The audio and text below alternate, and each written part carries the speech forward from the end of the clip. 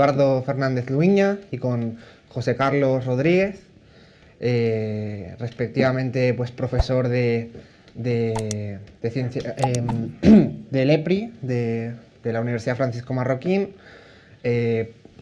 tanto en el estudio de ciencias, o sea, de estudios políticos y relaciones internacionales, como aquí en el campus de Madrid.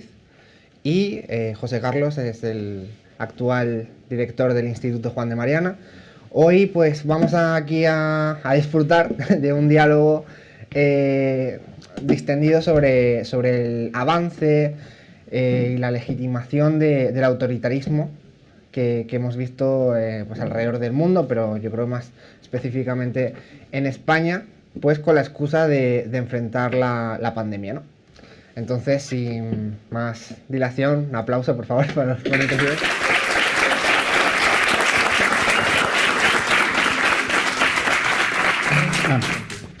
Bueno, pues muchas gracias. La verdad es que veo muchas caras conocidas y es un verdadero placer estar aquí. Gracias a SFL, como siempre, por la invitación, ¿no?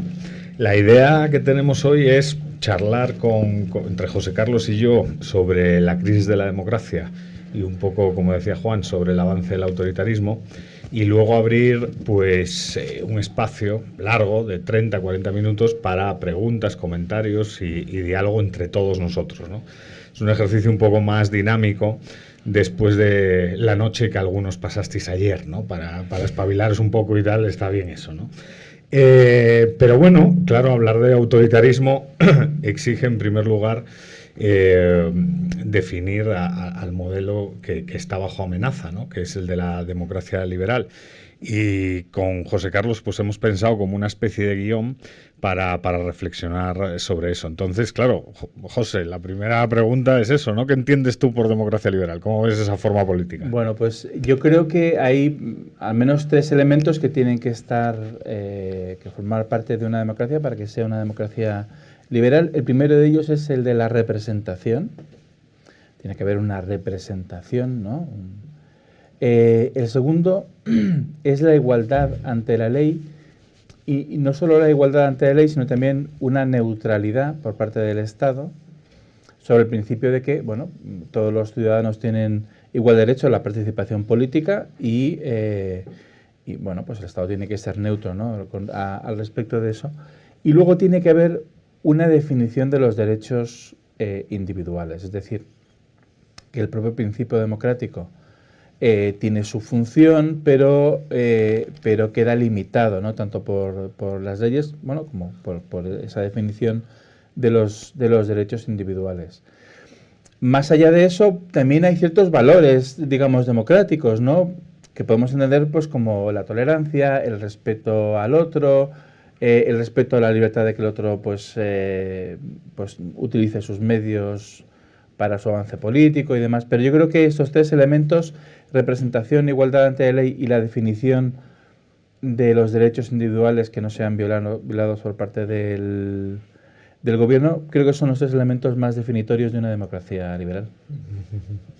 Hay un tema que desde mi punto de vista siempre es como muy interesante, y es que la democracia liberal al final sí es una forma política muy excepcional, ¿no? Que surge resultado de un determinado proceso histórico. Siempre me viene a la mente Giovanni Sartori, ¿no? Que era una persona que conocía muy bien la escuela austriaca, ¿no? En qué es la democracia siempre cita a Hayek, por ejemplo, por momentos cita a Mises también, y siempre señalaba Giovanni Sartori que al final efectivamente son como tres pilares, ¿no? Uno republicano, uno democrático y uno liberal. El democrático pues evidentemente es el que es, y quizás los más importantes son los que has comentado tú, José Carlos. El republicano que apela a la división de poderes, que apela al imperio de la ley y no de las personas, que apela también a una ciudadanía activa, a cierto activismo cívico para defender el sistema. Es curioso porque, o sea, la idea de la división de poderes dentro de la tradición republicana viene de un concepto un poco distinto, ¿no? Que es el de la Constitución mixta. Que es esta idea. Vosotros sabéis que existía la idea en el pensamiento clásico de que la democracia degenera en demagogia, la aristocracia degenera en en oligocracia, y la monarquía degenera en tiranía, ¿no? Entonces, Polibio pues tiene esta idea de que lo mejor es juntar, o sea, combinar más bien estos tres principios, ¿no? Y esa es la idea de la Constitución mixta que, bueno, triunfa en Inglaterra, pero que forma parte de la tradición intelectual republicana. Y eso se ve en la Constitución de los Estados Unidos, que seguramente es el mejor ejemplo, ¿no?, de una democracia liberal. El principio monárquico estaría encarnado por la figura del presidente de los Estados Unidos. El principio aristocrático está en el Senado, que, bueno, se elegía al principio de una forma un poco distinta a como se elige ahora. Y el principio democrático, por supuesto, en la casa en el House, ¿no?, de representantes de los Estados Unidos. Y a mí siempre es una idea que me resulta atractiva, ¿no? Porque además, bueno, esto ya quizás en una sociedad de masas como la actual pues es un poco distinto, pero además, digamos que cada uno de estos elementos tenía su propio constituency, se dice en inglés, ¿no?, su propia, digamos, realidad social detrás de ello, ¿no? Y me parece muy interesante, la verdad. No, claro, o sea, al final es una de las grandes formas políticas que se ha logrado desarrollar, ¿no? Y en cierto sentido, y aunque hay teorías sobre la democracia liberal, fue resultado de un proceso histórico un poco espontáneo, ¿no? No había certeza sobre el resultado final, se fue adaptando, digamos, a las circunstancias. Y fue bastante exitoso. Ayer hablábamos aquí con Pedro Schwartz y Pedro Schwartz comentaba que efectivamente la democracia pues es el mal menor en cierto sentido, ¿no? Sí. Y se observa claramente a día de hoy, por ejemplo, con cuestiones de sufragio. Todo el mundo tiene claro que el sufragio activo está completamente avalado, pero por ejemplo en Hong Kong, ¿no?, con todo lo que ha sucedido, bueno, ahora ya desafortunadamente Hong Kong se ha perdido, ¿no?, pero antes, con todos los movimientos juveniles que han tenido lugar ahí, liderados por Joshua Wong, escolarismo, todo esto, lo que pedían era el sufragio pasivo, ¿no?, el derecho a ser votado, porque el derecho a votar generalmente es muy fácil, lo tienen un montón de dictaduras, pero el derecho a ser votado es lo realmente importante en un sistema competitivo liberal democrático, ¿no? Pero la segunda, bueno, sí. No, te iba a hacer una consideración sobre la democracia en España, si te... Bueno, está en el guión, la tenemos en el guión. No, sí, pero como has hablado de Hong Kong, yo decía, bueno, pues qué elementos, digamos, caracterizan una democracia liberal. El primero de ellos es la representación. Pero fijaos cómo la representación en España pues es muy limitada, ¿no? Es decir, si os fijáis en España, lo que ocurre es que los partidos políticos nos proponen unas listas, ¿no?, y nosotros elegimos el punto en el que se cortan esas listas. Es ahí hasta donde llega el efecto de nuestro voto, ¿no? De tal manera que los diputados, en realidad, a quienes están mirando es al jefe que les ha puesto allí, y no nos miran a nosotros. Y de hecho votan en bloque, quiero decir, según las necesidades políticas del partido en cuestión. Y en el caso español, además, el Congreso es como la llave del acceso al resto de instituciones, a muchas instituciones, desde la televisión española hasta el Consejo General del Poder Judicial y muchas otras, ¿no? Entonces, bueno, yo creo que aquí algo falla en la democracia española, es decir, el principio de representación política falla. Es verdad que con los grandes movimientos del electorado español, bueno, pues hay alternancia, ese elemento está ahí, ¿no? Sí. Pero digamos que como democracia es bastante limitada. Sí, quizás podemos pasar al segundo bloque y hablar de eso, ¿no? De la democracia liberal, que durante, bueno, unos años fue exitosa, entró en crisis, ¿no? Y la literatura recogió esa crisis, ¿no? O sea, bueno, hay zonas del mundo donde siempre estuvo en crisis, ¿no? Por ejemplo, Iberoamérica, ¿no? Pero hay otras zonas en las cuales pues funcionó decentemente, era el mal menor, generó un espacio para que la gente construyese su vida en libertad, con su proyecto de vida libre y voluntariamente, pero entra en crisis. Y entra en crisis, pues yo diría, a finales de la primera década del siglo XXI, es cuando la literatura empieza a observar en las encuestas de opinión, sobre todo en la encuesta mundial de valores, que la cosa no está bien, que la cosa no está bien en Europa, que la cosa no está bien en Estados Unidos, y que los rangos etarios más jóvenes muestran valores más autoritarios, ¿no? Que es una cosa... Es llamativo. Es llamativo, ¿no? ¿Y tú por qué crees que se produce esto? No sé, bueno, la pregunta que te iba a hacer era esa. Yo tengo tres respuestas, ¿no? Pero evidentemente no lo tengo tan claro. O sea, lo que es claro es la evidencia empírica de que el autoritarismo crece, ¿no? Yo creo que hay tres respuestas. Una primera respuesta va por donde decías tú. Hay una evidente crisis de representación. La crisis de representación no solo es una cuestión de España, es una cuestión de Europa, de Norteamérica y de Iberoamérica, ¿no? Que son las grandes zonas de influencia de la democracia liberal. ¿Por qué hay una crisis de representación? Bueno, creo que hay muchas razones para eso, ¿no? Los sistemas electorales a lo mejor sí son una variable a tener en cuenta. A día de hoy el mainstream defiende sistemas electorales proporcionales, efectivamente, con listas cerradas, con listas bloqueadas, que favorecen la estructura vertical de los partidos, que favorecen a las direcciones de los partidos. Y quizás eso es parte del problema, ¿no? O sea, claro, con un sistema en el que se vota a ciegas, que es como hacemos nosotros, o sea, todos los que estamos aquí hemos sido estafados por políticos, siempre, independientemente de la edad, ¿no? O sea, el político ofrece una cosa y hace otra, ¿no? El ejemplo más claro fue Rajoy, ¿no? Bajaré los impuestos en cuanto llega al gobierno. Llegó al gobierno y subió los impuestos. ¡Hala, venga, al carajo! Perdona. Y se quedó pancho, además. Perdona, en el primer Consejo de Ministros que hizo, ¿eh? Claro. Se fumó un puro, literalmente. Sí. Pero la cosa es que eso no es una excepción. No es excepcional la situación de España, ¿no? Entonces la crisis de representación es evidente. Luego yo creo que hay una variable que es la variable económica. Al final, desde mi punto de vista, la crisis económica erosiona la democracia. Es un tema también típico en ciencia política. Adam Przeworski, que es un profesor de NYU, pues ha trabajado mucho el tema.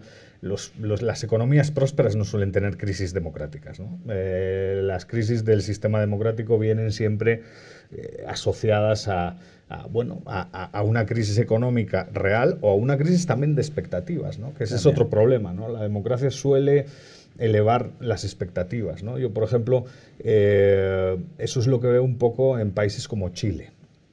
Chile era un país que, si uno ve los últimos 20 años, bueno, salvo el gobierno de Bachelet, el país crecía y no había ningún indicador que fuese mal, ¿no? Un poco también lo de Perú, ¿no? Había un artículo, creo que firmado por Ian Vázquez, 38 gráficos sobre el Perú antes de las elecciones de Perú, y parecía que todo iba bien. Sin embargo, en ciertos espacios sociales las expectativas pues son altas y quizás el desempeño del sistema, si es que se puede hablar así, que yo creo que no es tan fiable, pues no fue el adecuado, ¿no? Y la tercera, quizás, no lo sé, esto todo es un diálogo, por eso luego abrimos la mesa a todo el mundo, puede ser una incapacidad para digerir la globalización.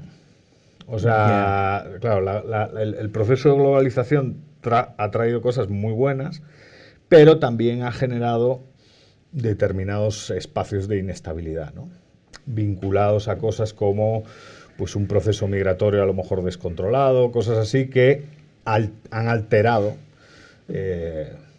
a determinados grupos sociales y han hecho que esos grupos sociales pues estén frustrados con el sistema democrático que se suponía pues le iba a resolver todos los problemas, ¿no? Entonces yo creo que son tres razones que se pueden discutir. Una crisis de representación que es evidente, las élites, hay una especie de traición de las élites hacia la gente evidente, el tema de la crisis económica y el problema de las expectativas y el proceso de globalización y quizás un problema para digerir dicho proceso en algunas variables, que no significa que la globalización haya sido mala, ¿no? Esa es mi opinión.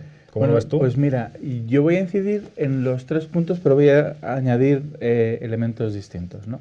Tú hablas que hay una crisis de representación. yo estoy de acuerdo. Yo creo que hay una parte importante de la población que directamente no se siente representada o se siente engañada, ¿no? Por parte bueno, pues de los sucesivos gobiernos. Pero es que además, quiero decir, hay una crisis de representación real en el sentido de que hay muchas políticas que condicionan nuestra vida y que no forman parte estrictamente del proceso democrático, que vienen de Bruselas, vienen de la ONU, de acuerdos entre países para avanzar en la lucha contra el cambio climático, de cierta ideología sobre los problemas de las relaciones entre hombres y mujeres. Es decir, todo esto viene de fuera y no surge de un debate dentro de lo que son las instituciones puramente nacionales y democráticas, ¿no? Y yo creo que mucha gente, pues eso, ve que el proceso político se escapa un poco a la democracia. Entonces yo creo que sí hay una crisis en ese sentido, ¿no? Y hay un intento de imponer cierta ideología sobre la población y una parte de la población pues se resiste. Y es ahí cuando surgen ciertos populismos, ¿no? Es curioso además, y bueno, relacionado con el tema de la democracia, como si uno observa, yo lo he hecho, si uno se fija en los movimientos que se suelen llamar de ultraderecha, o a mí no es una palabra que me guste mucho, pero digamos más nacionalistas, tradicionalistas, llamadlo como queráis, en Europa, muchos favorecen el recurso a referéndums. Porque un referéndum es, digamos, un diálogo casi directo con la población sin intermediación de las élites políticas, ¿no? Digamos que se piensa que la representación ha fallado, que al final da igual a quién votes, el proceso político va a llevar por un camino que tú no quieres y que viene impuesto desde fuera. Bueno, pues recurramos a la fórmula de los referéndums, ¿no? Que es como un diálogo casi, o sea, es una pregunta directa, ¿no? a la población. Luego hablabas de la economía. Yo os recomiendo una de las cosas más increíbles que he visto en la política española es, bueno, o sea, la figura de Pablo Iglesias, que realmente es espectacular. Pablo Iglesias tiene varias características. Una de ellas es que no le basta con ser listo, sino que él tiene que demostrar constantemente lo listo que es. Y entonces acaba contando cuál es, pues eso, acaba diciendo a la gente lo listo que es, ¿no? Y cómo él, pues es un auténtico fuera de serie. Y yo recuerdo una charla que dio en Bolivia, en la sede del Banco Central, en la que contaba a la gente ahí presente cuál era la situación y cuál era la estrategia de Podemos, ¿no? Y decía, joder, vosotros fijaos lo difícil que era para nosotros progresar, ¿no? En la época de Aznar, pues con esos niveles de creación de empleo, pues todo el mundo tenía un empleo, podía comprarse una casa, podía salir adelante. Dice, es que no había forma de hacer llegar nuestro mensaje, ¿no? Y de repente, pues hubo una gran crisis, la crisis del año 2007-2008, una gran crisis económica que devino en una gran crisis política, que devino, en el caso de España, en una crisis también institucional. De repente todas las instituciones estaban en solfa, ¿no? Es normal porque tú mencionabas antes las expectativas. Lo que cayó es ese conjunto de grandes promesas que es el Estado de Bienestar. El Estado de Bienestar es un conjunto de enormes promesas bajo la idea de que yo te doy esto y lo paga otro, ¿no? Eso no funciona así, en realidad. Y bueno, cuando hay una crisis económica, pues digamos que se cae el telón, ¿no? Y se desvela lo que hay detrás. Y es en ese contexto en el que dijo que ya podían progresar, ¿no? Precisamente cuando todo va peor, es cuando pueden progresar. Y su partido, Podemos, ahora está de capa caída, es un elemento esencialmente antidemocrático. Es decir, ellos no son un partido que quieran la democracia. Pero curiosamente, su discurso era casi lo contrario, porque si recuerdas, ellos hablaban de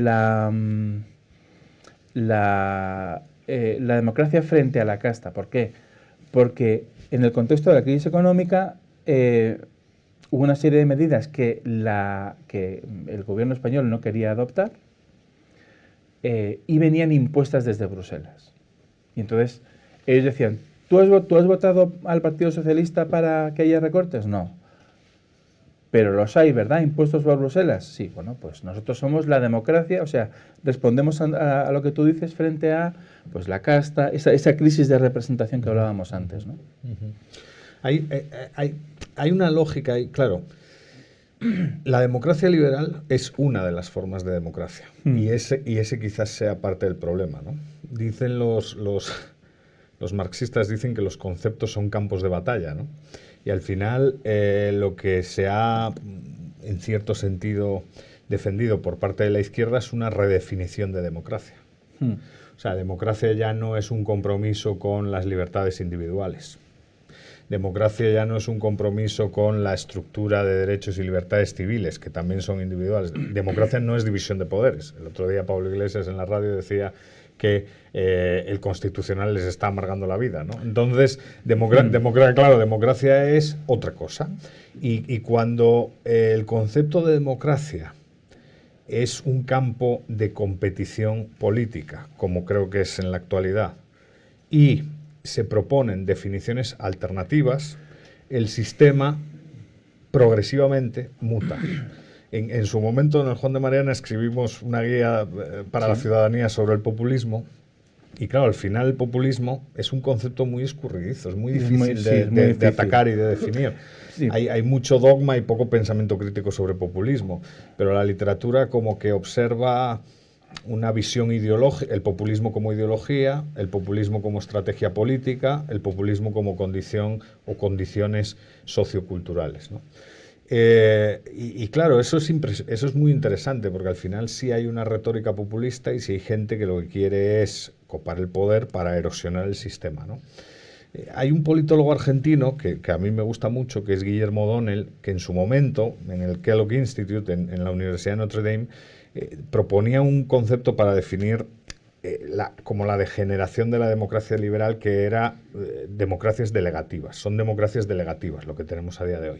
Cada 4 años le damos el poder a un ejecutivo y ese ejecutivo, saltándose todo lo demás, más o menos gobierna como quiere, ¿no? Que es un poco lo que estamos escuchando ahora aquí de que a lo mejor una sentencia del Tribunal Constitucional pues no hay que respetarla. Porque los que mandamos somos nosotros y como mandamos nosotros pues es lo que hay, ¿no? Entonces ese tipo de progresiva erosión del sistema liberal democrático, creo yo, se construye sobre una redefinición de qué es la democracia, que es muy importante, ¿no? Y claro, yo obviamente, este tema con los anarcocapitalistas no quieren saber de este tema. Y es normal, hacen bien, porque este tema es una arena movediza, es muy farragoso, ¿no? Y juega con incoherencias también, porque al final es defender que hay un mal menor, pero bueno, reconocer que hay un mal, es jugar con cosas. Pero en el fondo, claro, no peleando el concepto de democracia liberal y no siendo conscientes de que dicho concepto ha mostrado un compromiso con la estructura de derechos y libertades individuales a lo largo de la historia, lo que estamos es como entregando el concepto de democracia, que de hecho ya está casi entregado, ¿no? La gente entiende democracia y no asocia democracia a división de poderes, muchos, no asocia democracia a protección de libertades individuales, no asocia democracia pues a la capacidad de mantener un control sobre mi representante, independientemente de los problemas que hay ahí, porque no hay mandato, obviamente toda esa tarea teórica es cierta, pero el punto es que los representantes van por libre, ¿no? Sí. Y que los representantes no obedecen a su representado, obedecen a la dirección del partido, ¿no? Lo que habría que fomentar es un debate, pues, sobre el sistema electoral para que el representante tenga cierto poder sobre el representado tenga cierto poder sobre su representante, reconociendo los problemas que hay y reconociendo que no representa en realidad, ¿no? Pero evidentemente, claro, eso es un reto que estamos dejando de lado y, sin querer, la sociedad con la crisis se ha fragmentado, la distancia ideológica entre las personas progresivamente ha ido aumentando y eso está generando, pues, cierto avance del autoritarismo a través de dinámicas populistas. Pues a lo mejor unas solo son retórica, solo es mensajes de comunicación, y otras, pues a lo mejor lo que quieren es reformular toda la arquitectura del sistema, ¿no? Fíjate cómo es verdad que el concepto de democracia está disputado y llegamos a situaciones para mí muy fáciles de resolver, pero yo veo... Voy a decir directamente a qué me refiero porque si no, no lo vais a entender. Fijaos el caso del llamado proceso, ¿no? O procés de secesión de Cataluña. Como ahí se plantea un referéndum, al margen de las leyes, participa una parte muy pequeña, ¿no? de la población catalana, pero eso sí, los que participan están mayoritariamente a favor de la secesión. Entonces, el discurso, digamos, secesionista o nacionalista catalán dice, bueno, es que esto es la democracia. La democracia es esto, ¿no? Ha habido una votación y mayoritariamente se ha votado en ese sentido. Claro, es una idea, digamos, muy pobre de lo que es una democracia, ¿no? Organizar un referéndum, que yo diría que es casi una macroencuesta, pero mal hecha, ¿no? Es una macroencuesta mal hecha, quiero decir, sin un referéndum al margen de la ley, tomar eso como lo único que vale, sin tener en cuenta pues el resto de consideraciones. Todo eso pegado a un discurso que va en contra de los derechos individuales, independientemente de lo que cada uno piense al respecto de la posición de Cataluña con el resto de España. Y además vemos cómo el gobierno catalán que lidera ese esfuerzo, pues viola sistemáticamente, como otros gobiernos, algunos derechos individuales. Es decir, es una idea muy pobre de democracia. Y es importante con respecto a España porque yo estoy convencido, o sea, esto es una cosa que digamos es voz populi, ¿no? Yo creo que va a haber un intento, o hay ya un intento, pero bueno, no es fácil, por parte de una parte de la política española de subvertir el orden constitucional, ¿no? Por parte de los nacionalistas, por parte de Podemos y demás, porque ya Podemos más País, etcétera. Y yo creo que ahí está, si no el PSOE, que por lo menos Pedro Sánchez, ¿no? Pero claro, no es fácil, hacer eso no es fácil. Cambiar la Constitución española se puede cambiar casi por completo, pero bueno, exige una serie de procesos, tienes que crear ciertos consensos con otra parte con los otros partidos políticos, incluso tienes que convocar algún referéndum y demás.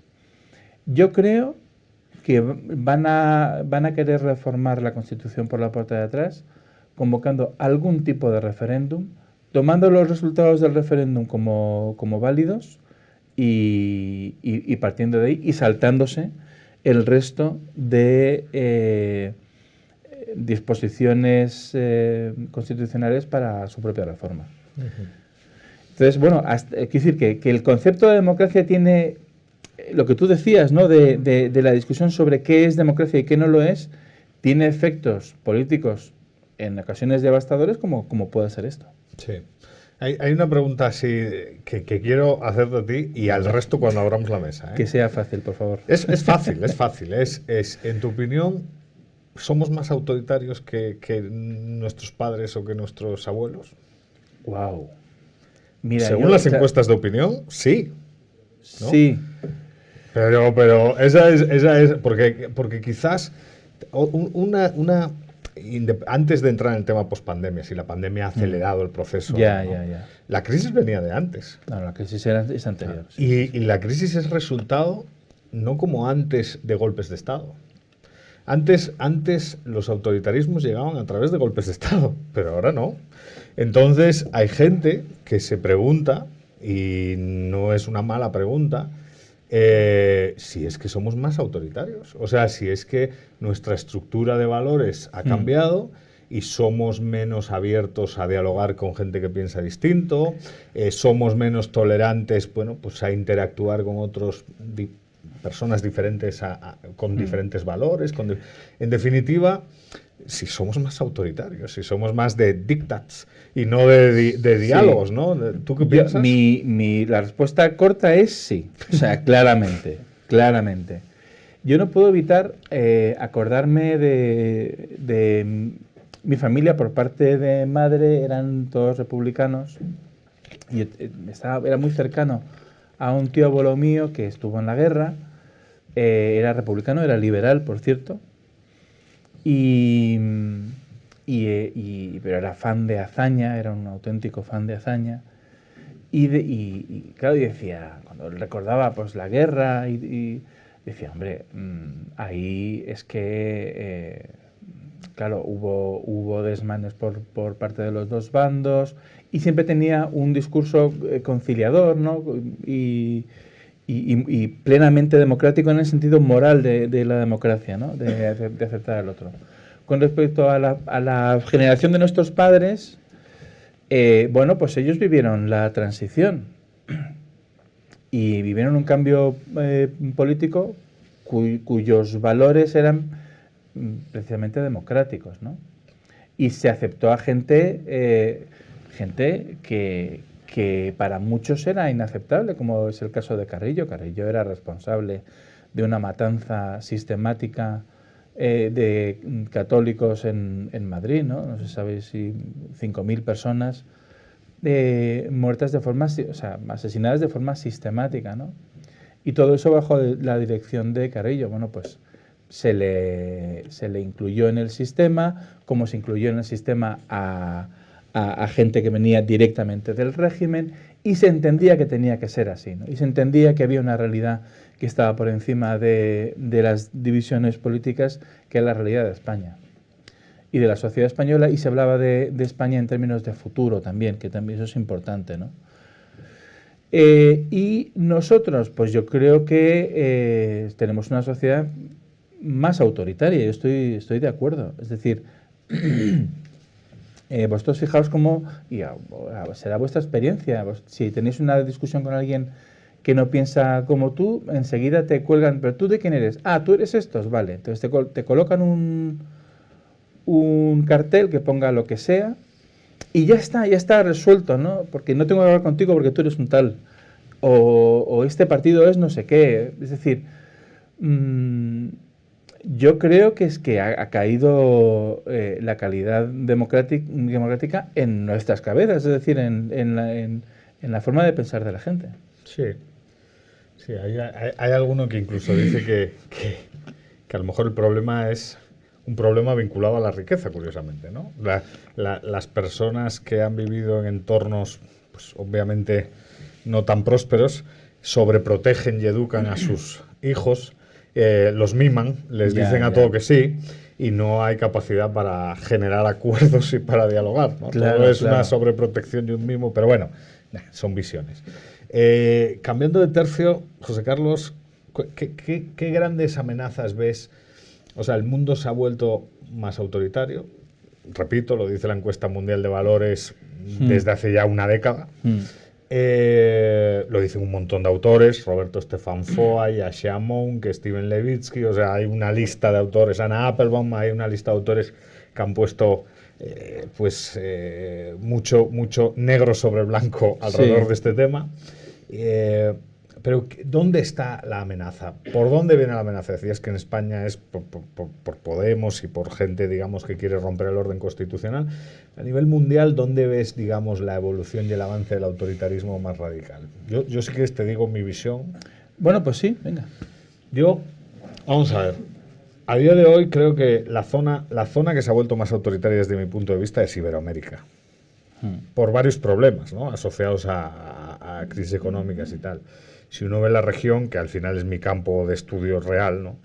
Sobre lo que escribo pues en esas revistas académicas que no lee nadie, por buenas razones, porque no hay que leerlas, pero bueno, dan puntos y tal.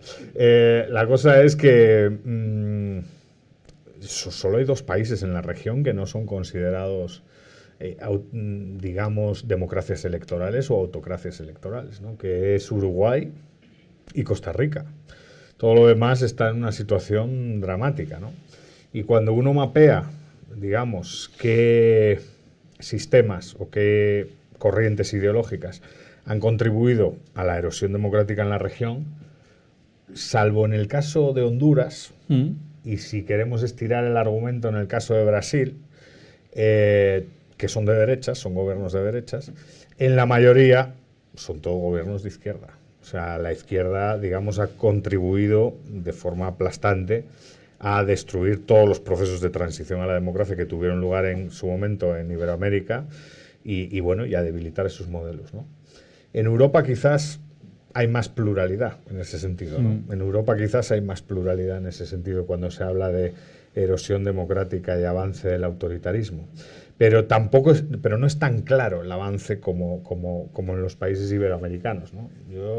A mí en lo personal me ha entristecido un poco que muchos liberales hayan defendido a Bukele por lo del Bitcoin, que obviamente yo no tengo conocimiento de Bitcoins ni puedo opinar sobre eso, pero bueno, es un tipo que ha metido el ejército en el Congreso de su propio país, ¿no? Y que ha amenazado a los diputados para que voten de una determinada manera, ¿no? Es un tipo que ha expulsado a la prensa, ¿no? Es un tipo, bueno, o sea, que se le ha ido un poco la mano, estamos de acuerdo, y ha expulsado a un montón de gente de El Salvador y que no cree en lo básico del liberalismo, ¿no? Para mí el liberalismo se resume en una sola cuestión: derechos de propiedad. Eso es el liberalismo para mí, en esencia. Para mí el liberalismo es compromiso con la protección de la propiedad privada. Si alguien tiene compromiso con la protección de la propiedad privada, por defecto y desde mi punto de vista pertenece a una familia liberal.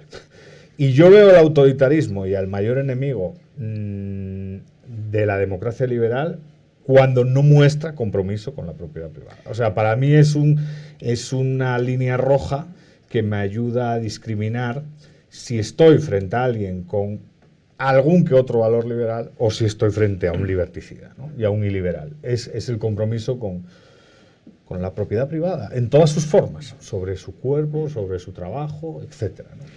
Fíjate, antes hablábamos de representación, ¿no? Uno de los elementos de la democracia, incluso la propia palabra, ¿no? Democracia. ¿Representación de quién? Del pueblo, ¿no? Pero hay una concepción del pueblo que es como, pues, esta concepción, digamos, ilustrada, ¿no? Del ciudadano como una persona titular de derechos y deberes y que forma parte en igualdad de la comunidad política.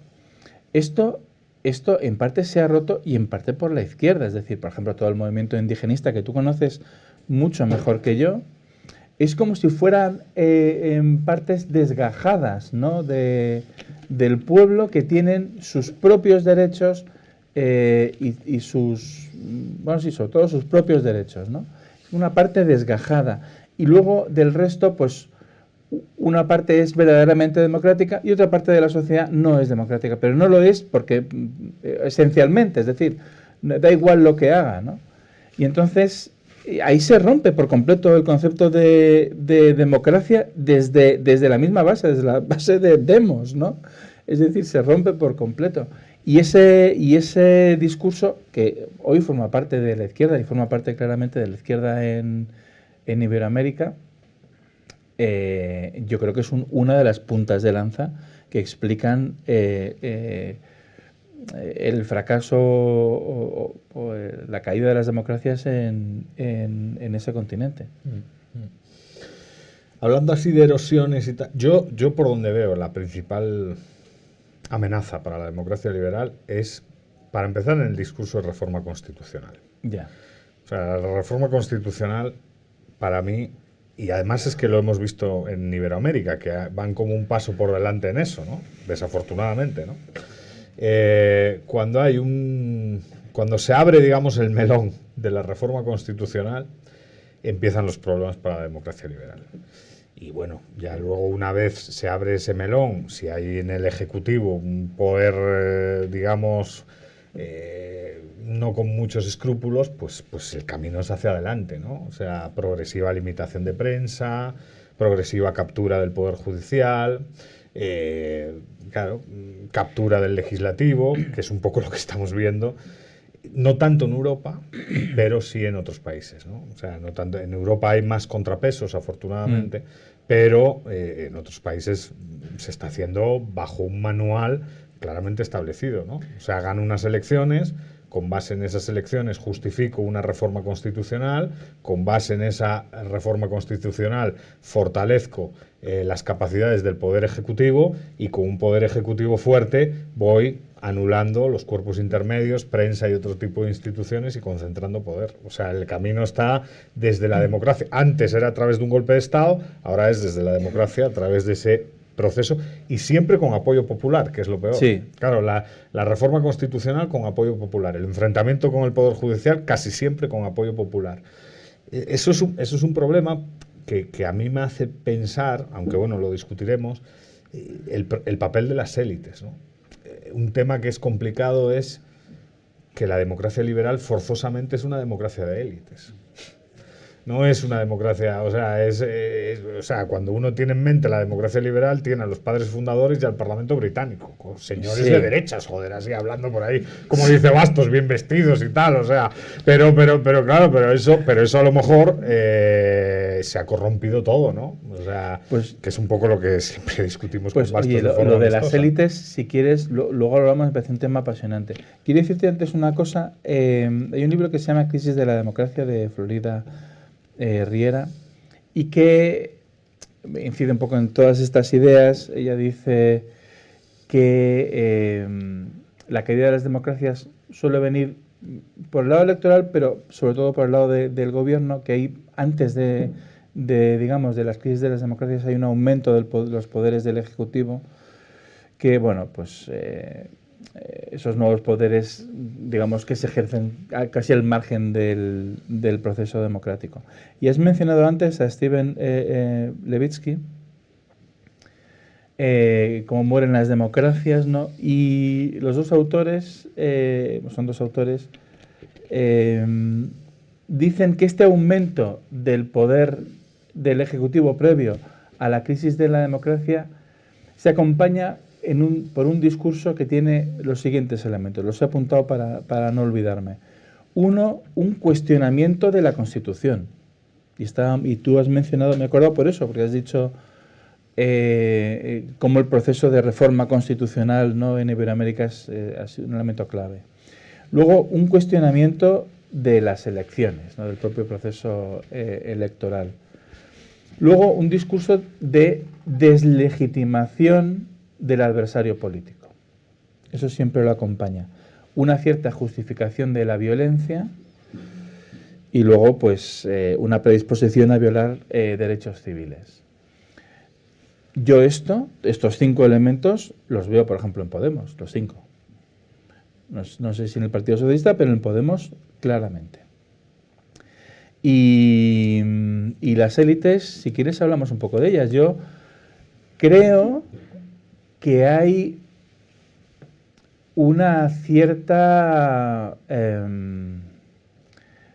desafección o hay un cierto convencimiento, pero esto es, no es que esto no es conspiranoico, simplemente es una sensación que uno tiene, ¿vale? Y en la sensación pues es difícil de probar y también de echar abajo, ¿no? Pero tengo la sensación de que hay una cierta desafección de las élites con respecto a los procesos democráticos y en general con la idea de la nación, ¿no?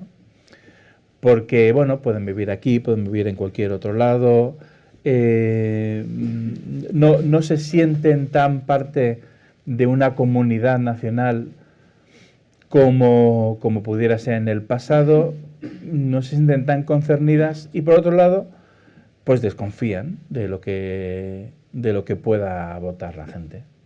Y ellos tienen, cada uno tiene su forma de pensar, pero no comparte ciertos valores o ciertas tendencias que no necesariamente son los de la gente común y desconfían, yo creo, tanto de la idea de la nación como de la idea de la democracia, que están históricamente pues muy juntos, ¿no? La última idea antes de abrir la mesa, ¿la pandemia ha acelerado el proceso o no? Sí, yo creo que, fíjate, hemos sacado en el Instituto Juan de Mariana, en un sello que tenemos con Deusto, una traducción al español del libro Crisis y Leviatán de Robert Hicks, que no sé si lo habéis leído, pero realmente merece la pena, en español o en inglés, pero yo os animo a que lo leáis. Y una cosa que dice Hicks, él tiene en mente, él estudia en este libro los Estados Unidos, ¿no? Desde finales del 19 hasta la Segunda Guerra Mundial, bueno, después de la Segunda Guerra Mundial. Y entonces él cuenta cómo las crisis, bien provocadas por las guerras, bien provocadas por la crisis económica, ¿no? Por los ciclos económicos, digamos que justifican o permiten que el gobierno adopte medidas excepcionales que, por supuesto, invaden, ¿no?, nuestros derechos, suponen una intromisión en el normal funcionamiento de la sociedad, pero claro, hay que entenderlas como una medida particular asociada a ese momento específico y para solventar una situación que todos entendemos que es mala. ¿Qué pasa? Que luego, cuando la situación mejora y todos nos recuperamos, esas medidas que se introdujeron en un momento luego ya no retroceden, ¿no? Es lo que él llama el efecto trinquete, ¿no? Como esta rueda que va en un sentido pero no gira en el sentido contrario.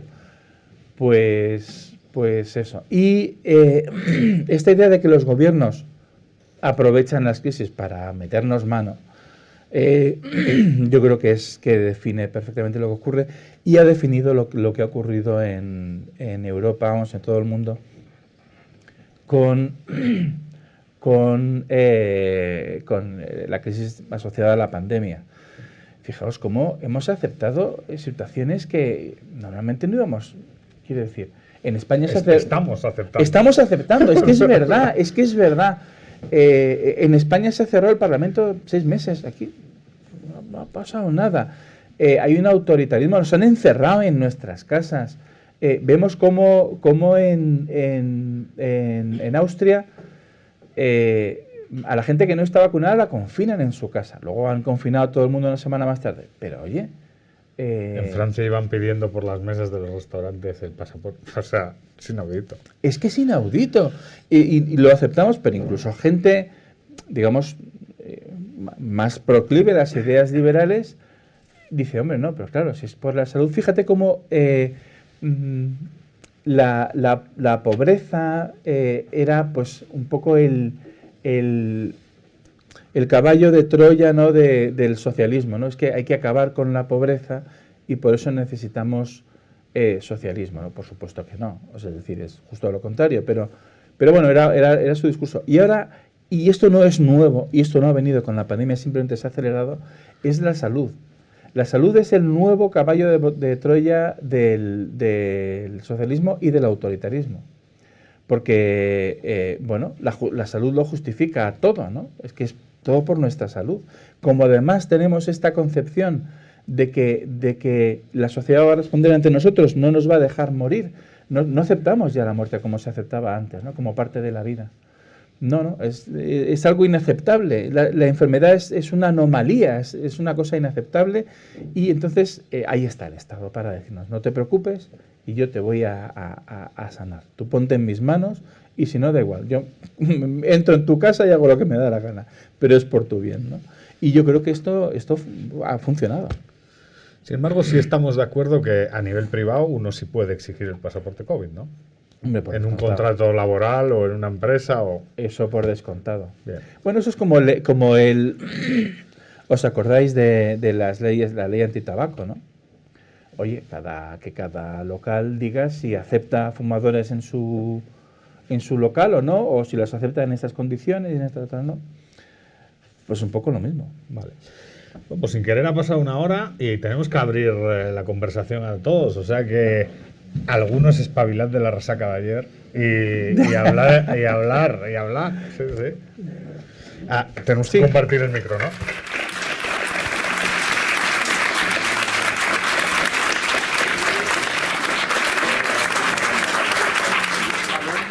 Hay un par de preguntas por aquí, veo ya. Vale, pues si os parece voy a empezar por aquí. Gracias. Lo primero, dar las gracias por su tiempo. Creo que han planteado una conversación que hay que tener. Y quería preguntarle cómo abordarían la tiranización de la mayoría y cómo otorgan al poder, que podría saltarse en base a esa tiranización, los límites liberales al poder democrático. Sí, yo creo que ese es el gran reto. Lo que quieren aquellos que están todos los días. Lo que quieren aquellos que están todos los días trabajando para redefinir el concepto de democracia es una tiranía de la mayoría, efectivamente. Una tiranía de la mayoría, además, vinculada a un voto cautivo, que todos sabemos cuál es, ¿no? La paguita, ¿no? Gente dependiente del Estado, que sepas más o menos cómo va a votar y que al final todo se reduzca a democracia. Claro, la democracia. Yo es algo que me parece muy interesante y que un poco ayer escuchar a don Pedro Sbars me gustó mucho por eso, ¿no? Porque casi todos los que defienden la democracia liberal son conscientes de los peligros que tiene la forma política en sí misma. El riesgo de mutación es alto y los ciudadanos no perciben el proceso de degeneración. Ese es el problema. O sea, los ciudadanos seguirán respondiendo en las encuestas: no, yo me siento libre y tal, y habrán perdido toda la libertad. Entonces, ¿cuál es el problema?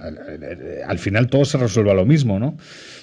Que es algo frustrante, por otro lado. Activismo y compromiso, digamos, ideológico con la protección de la forma política. En este caso son dos cosas: activismo en la defensa de la democracia liberal, denunciando cualquier paso atrás, y ideologización para que todo el mundo tenga claro cuál es el significado de democracia liberal. Lo que no puede ser es que gente que se defina demócrata no respete sentencias del Tribunal Constitucional, por ejemplo, y que digan que el Tribunal Constitucional va contra la democracia, lo cual es inaudito, ¿no? Porque claro, al final en lo que nos vamos a convertir es en una tiranía de la mayoría. Hay ciertas, vamos a ver, hay ciertas,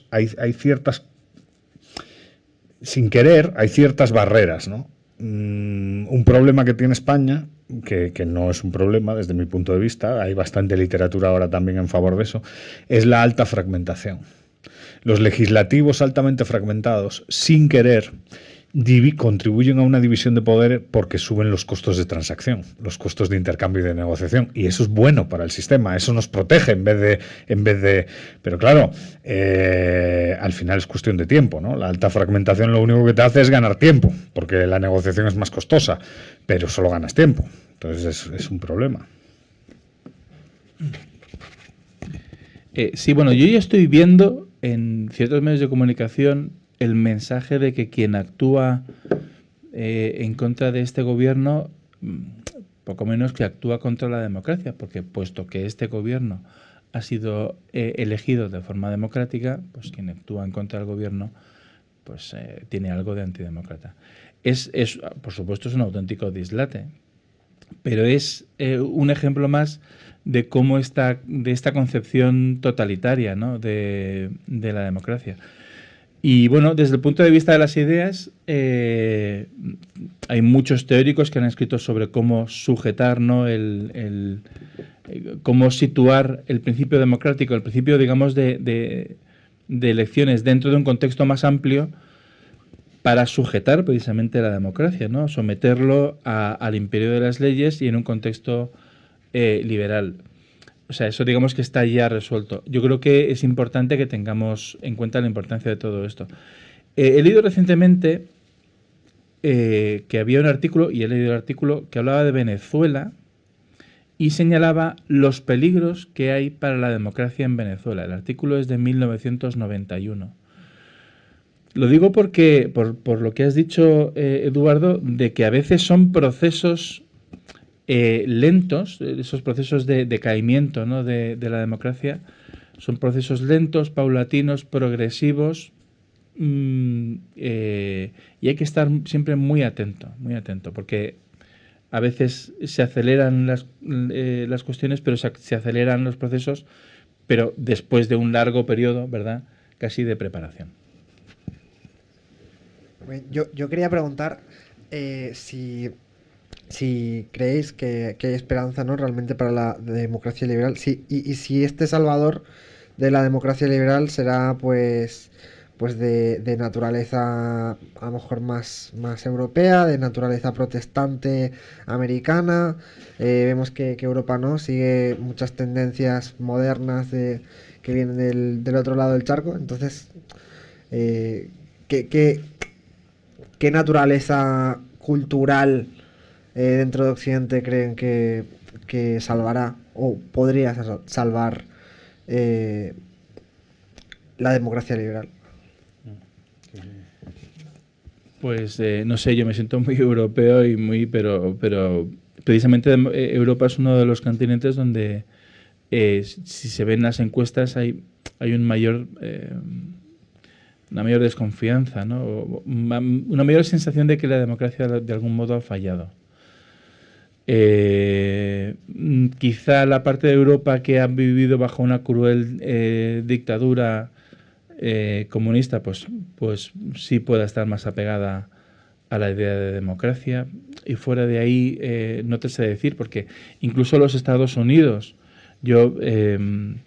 hablabas antes, Edu, de que gran parte de los peligros, o sea, del movimiento antidemocrático venía de Iberoamérica, pero yo veo en Estados Unidos un movimiento netamente antidemocrático muy fuerte. Yo creo que la variable, desde mi punto de vista, el mejor instrumento. Hay dos instrumentos institucionales, creo, para proteger una democracia liberal. Uno, una elevada descentralización. O sea, la descentralización administrativa y política es una herramienta para proteger la democracia liberal. Y los países con una elevada descentralización administrativa y política tendrán la capacidad para proteger sus democracias liberales, o tendrán una mayor capacidad para proteger sus democracias liberales. En ese sentido, por ejemplo, un país como Suiza seguirá siendo una democracia liberal. Y luego, a nivel de parlamentos nacionales, ahí tengo una duda, porque solo hay dos escenarios, o dos grandes escenarios. Hay un escenario con un sistema electoral uninominal o binominal y mayoritario, en el que el votante conoce a su candidato, y hay un sistema proporcional de listas, pero el sistema proporcional de listas puede ser altamente fragmentado, como es el español, ¿no? Entonces, alta fragmentación y mucha descentralización son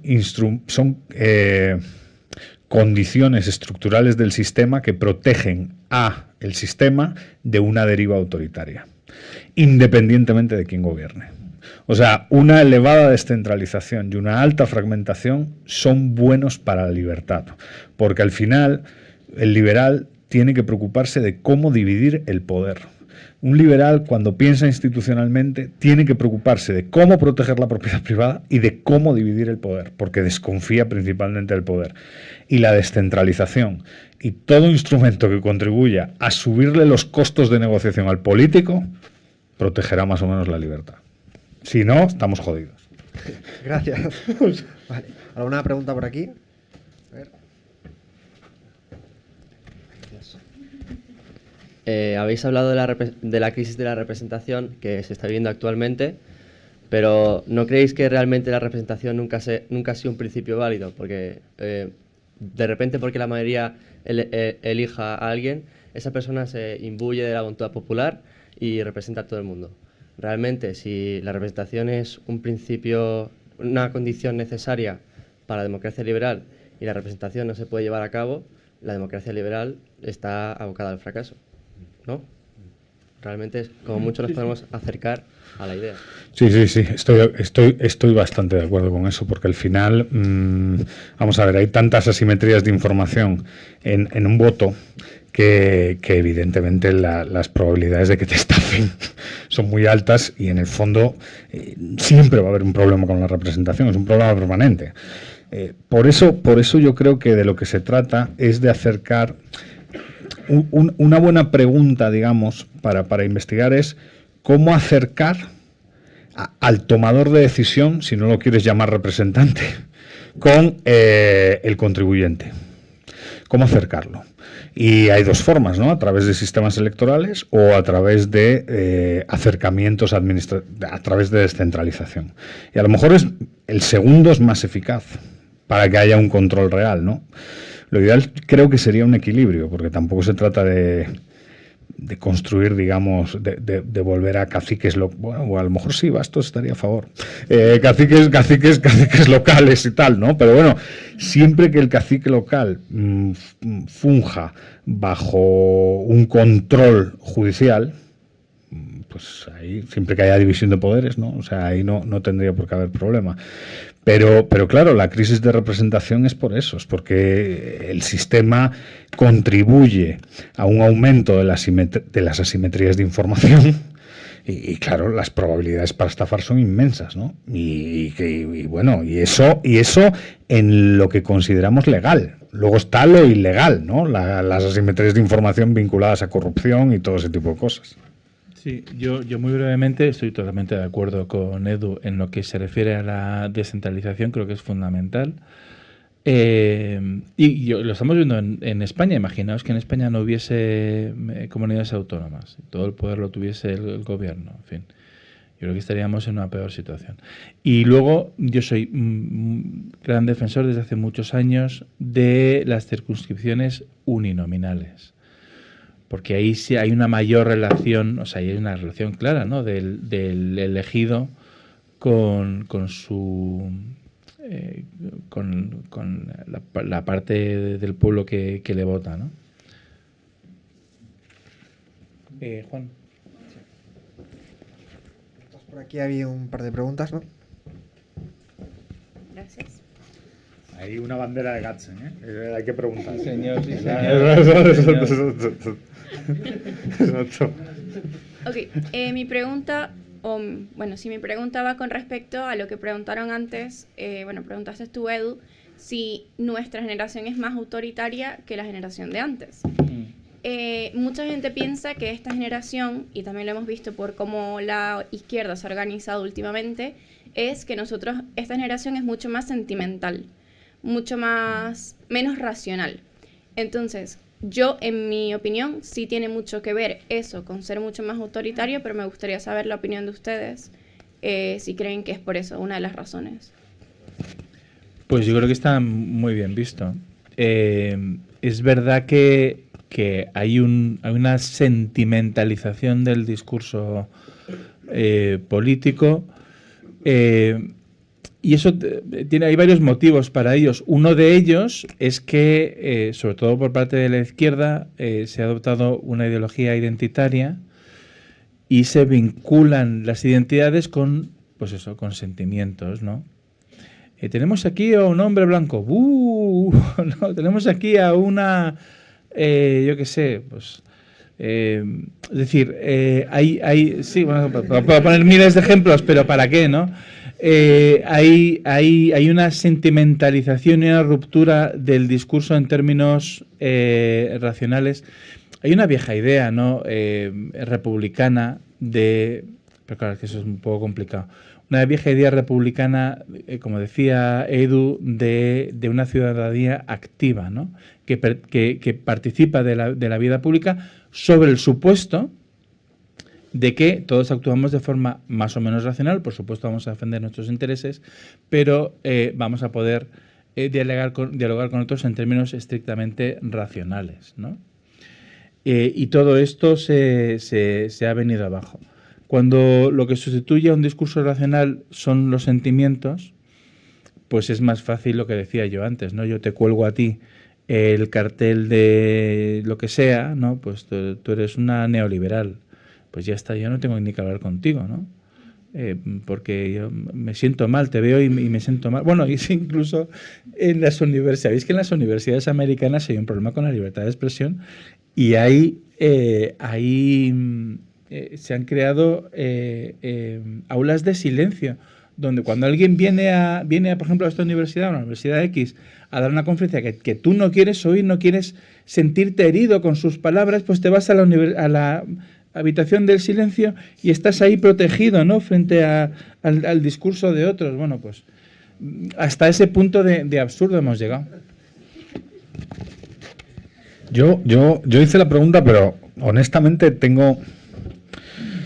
O sea, los datos efectivamente dicen que la juventud tiene una percepción muy crítica, percibe de manera muy crítica la democracia y no es tan hostil al autoritarismo. Eso es lo que dicen los datos. Tampoco dicen que lo defienda abiertamente, pero claro, yo tengo ciertas contradicciones, ¿no? Porque luego, por ejemplo, veo un evento como este, ¿no? Un evento como este, un sábado a las 12 de la mañana, hace 20 años, jamás tendría tanta gente. O sea, cuando yo estaba en la Universidad de Santiago de Compostela, con Bastos y tal, éramos 5 frikis. O sea, esa es la verdad. Nos costaba llenar un aula de seminario y ahora, pues, jolín, la LibertyCon, ¿cuánta gente tuvo el año pasado? Hace 2. 800 antes de la pandemia. Poco más de 800 personas. 800, ¿no? Claro, o sea, quiero decir, es un éxito. Ahora, sobre las emociones.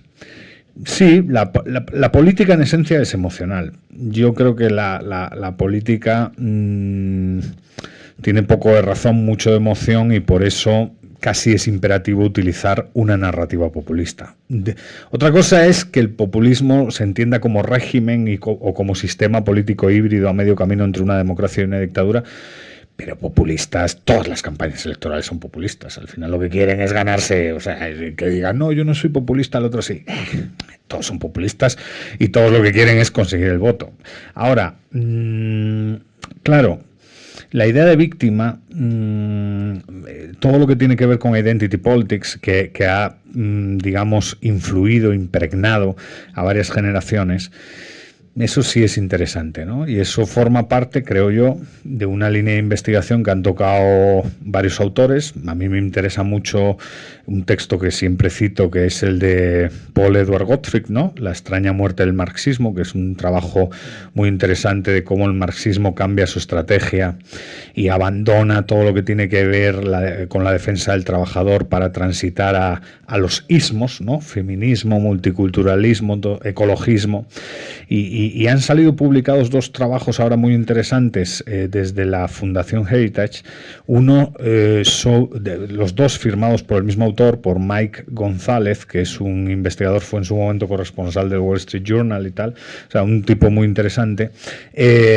Uno se llama El complot para transformar América, y ahí explica cómo va surgiendo la categoría, por ejemplo, de latino, la categoría de asiático, y cómo todo eso está vinculado a grupos de presión que pretenden fragmentar la sociedad con objeto de extraer renta. No es una fragmentación política, es fragmentación social con objeto de extraer renta, y cómo eso al final está contribuyendo a una erosión evidente de la democracia. Y ahora acaba de publicar otro muy políticamente incorrecto sobre Black Lives Matter, también muy interesante, mostrando a la organización en realidad como un lobby potentísimo y como actor que extrae rentas, ¿no? De hecho, dicen, esto no sé si está comprobado o no, yo intento ser serio en lo que digo, sobre todo cuando me graban, pero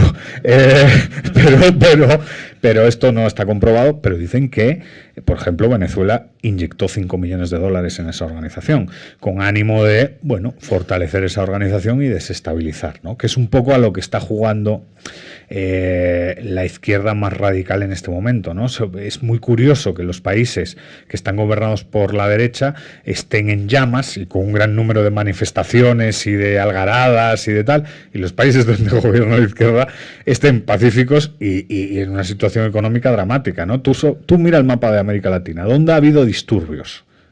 Si vamos de sur a norte, ha habido disturbios graves en Chile ha habido disturbios graves, en Perú ha habido disturbios graves, en Colombia ha habido disturbios graves, luego ha habido disturbios en Guatemala y que yo sepa graves en ningún otro país. Y la situación política y social más problemática, ¿dónde se encuentra? Se encuentra en Nicaragua, con toda la oposición detenida, pero ahí desde el año 2018 no hay manifestaciones, más que nada porque si te manifiestas te pegan un tiro, o te encarcelan o te torturan. En Venezuela no ha habido manifestaciones tampoco, y en Bolivia ya no hay manifestaciones desde que gobierna otra vez Arce, que como saben es el discípulo de Evo Morales. Entonces es bien curioso que las zonas, la única excepción ha sido Cuba, y lo de Cuba me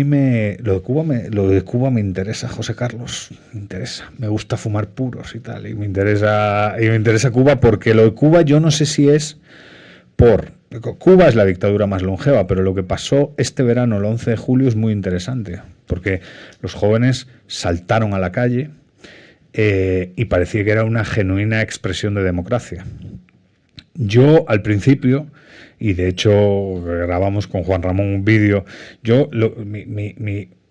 mi hipótesis, un poco interpretando la situación desde el public choice, fue: el régimen se ha quedado sin dinero y como no puede lubricar su red clientelar, la red clientelar no se esfuerza por frenar una manifestación, porque el sistema cubano está pensado para que no haya manifestaciones a corto.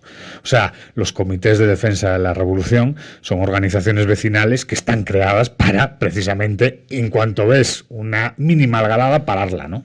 Para que no haya la gran foto con la tal. Entonces uno se dice, ¿cómo una dictadura tan preparada y tal no ha parado a los jóvenes en ese momento? Bueno, pues una razón es porque se han quedado sin dinero, y ya el CDR dice, ¿para qué me voy a desgastar y tal? Y hay otro escenario que es mucho más perverso y que, utilizando a Bruce Bueno de Mezquita, seguro que es el que vale, ¿no? Y es que hay una pelea dentro del Partido Comunista Cubano y que Alejandro Castro, sobrino de Fidel Castro, se ha peleado con Díaz-Canel y toda esa gente y dice, voy a demostrarte quién manda. Y instrumentalizo unas manifestaciones para meterte presión y meterte miedo y demostrarte que el que manda soy yo. Pues a lo mejor es ese segundo escenario que tiene razón, no lo sabremos nunca, ¿no?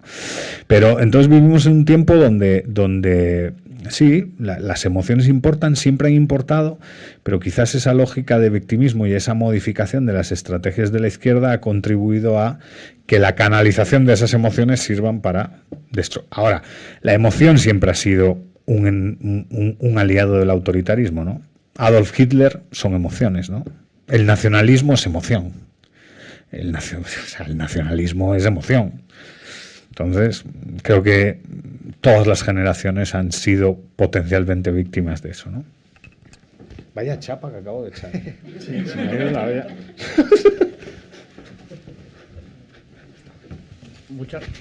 Muchas gracias. Al hilo de la pregunta de las emociones y lo que decías de las élites, ¿qué papel os merece la inteligencia artificial, Internet?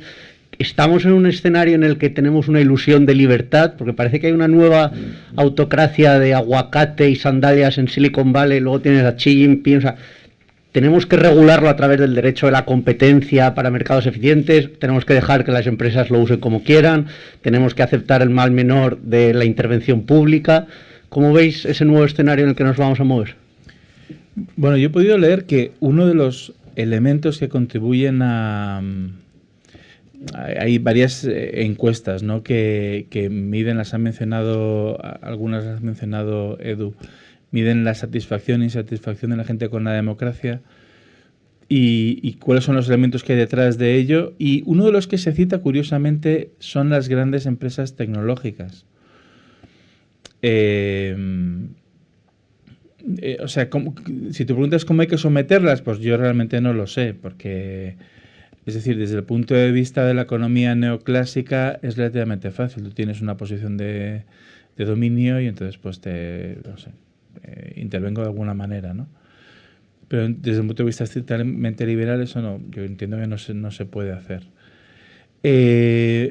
También uno de los elementos que han contribuido, y no hemos hablado de él, pero han contribuido a la crisis de la democracia es la diplomacia autoritaria de Rusia y sobre todo de China. China demuestra que es un país, es una cruel dictadura, una dictadura muy asentada ideológicamente, institucionalmente desde hace décadas, y sin embargo, bueno, pues abre la espita de la economía, ¿no?, en ciertos ámbitos, y allí donde lo ha hecho, pues la gente progresa. Y yo creo que eso también ha contribuido al decaimiento de la democracia. Sí, no tengo una opinión muy formal al respecto, ¿no? Habría que estudiarlo, no sé. Yo creo que si no hay barreras de entrada a la competencia, pues no hay nada que hacer. Ahora, si hay barreras de entrada evidentes o no a la competencia, yo no sé cómo funciona el mercado de redes sociales y de Twitter y de todo eso. Sería interesante un estudio de eso, yo nunca lo he leído, de si hay barreras de entrada reales a la competencia o si...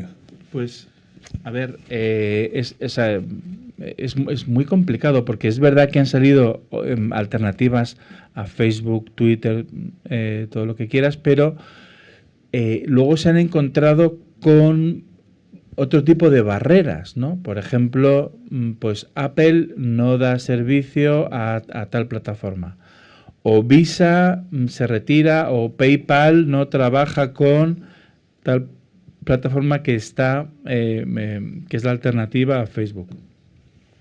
Ese tipo de movimientos desde el punto de vista comercial no tiene sentido, porque si tú eres Visa, bueno, pues cuantos más clientes tengas mejor, ¿no? Y no te gusta depender de uno solo, sino al revés, ¿no? Pues tener una... Y todo eso en un contexto donde todo el mundo entiende lo que es la competencia y la libertad. Y sin embargo se adoptan ese tipo de medidas que van en contra, ¿no? En contra del interés de la propia empresa en principio. Y entonces yo veo ahí un intento, pues, llevarse bien, digamos, con el poder, pero esto no es más que una sensación, otra vez, ¿no? No tengo la pistola humeante. Ahora, sobre lo de China sí lo quiero tocar.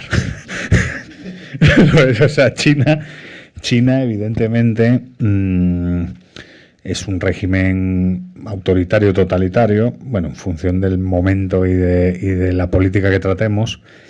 Pero, claro, China ha aprovechado una ventana de oportunidad y se ha posicionado como un jugador relevante en el gran tablero mundial, ¿no? El problema es que para algunos China es un modelo. Ese es el problema. O sea, el problema es que, y eso sí contribuye un poquito al avance del autoritarismo también, para algunos países China es un modelo a imitar.